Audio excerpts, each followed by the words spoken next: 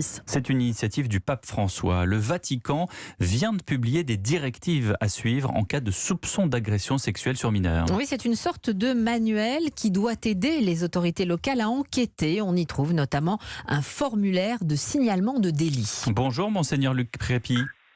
Bonjour. Merci d'être en direct sur Europe 1 ce matin. Vous êtes évêque du Puy-en-Velay, responsable de la cellule permanente de lutte contre la pédophilie. Vous pensez que ces nouvelles directives vont véritablement aider l'Église à lutter contre les abus ? Alors, ce ne sont pas de nouvelles directives, mais c'est un manuel nouveau qui permet de tenir ensemble toutes les directives nécessaires pour traiter une affaire depuis la dénonciation jusqu'à la fin du procès. Vous voyez, c'est qu'on a mis ensemble tous les éléments qui permettent aujourd'hui, pour des responsables d'église, de traiter une affaire dès qu'un fait est dénoncé.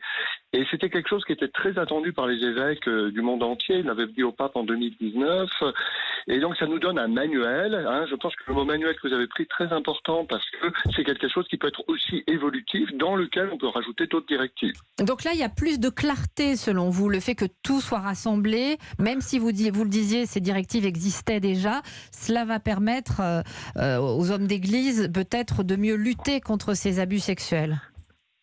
Oui, pas simplement les hommes d'église. Je pense que ce manuel étant accessible à tous, étant universel et accessible à tous, pour les personnes victimes aussi, ça leur donne aussi les éléments, si vous voulez, d'une clarté, d'une transparence de ce qu'elles doivent faire, ce qu'elles peuvent faire. Il y a un encouragement d'ailleurs à ce qu'elles participent vraiment à cette lutte contre les abus sexuels. Donc je veux dire, c'est un manuel qui est ouvert à tous, et donc plus personne ne peut dire qu'il ne connaît pas, plus personne ne peut dire qu'il cache quelque chose ou qu'il échappe. Les choses sont posées. Quand il y a dénonciation d'abus sexuels, voilà la procédure qu'il faut prendre et elle est valable pour tous. Et vous pensez justement que l'Église a réussi à lever le voile sur ces abus ou qu'il y reste encore une part de non-dit ?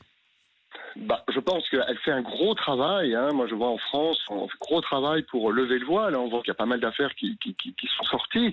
Je ne peux pas vous dire que tout le voile est levé, mais je pense qu'il y a une vraie volonté de la part du pape François, des évêques, etc., de dire c'est fini ça, il faut que l'Église devienne une maison sûre. Voilà, il faut qu'on avance. Merci monseigneur Crépi, merci d'avoir été avec nous. Vous êtes responsable de la cellule de lutte contre la pédophilie et vous dites justement que ce nouveau manuel, c'est le terme que vous employez, permet d'avancer et d'avoir plus de clarté.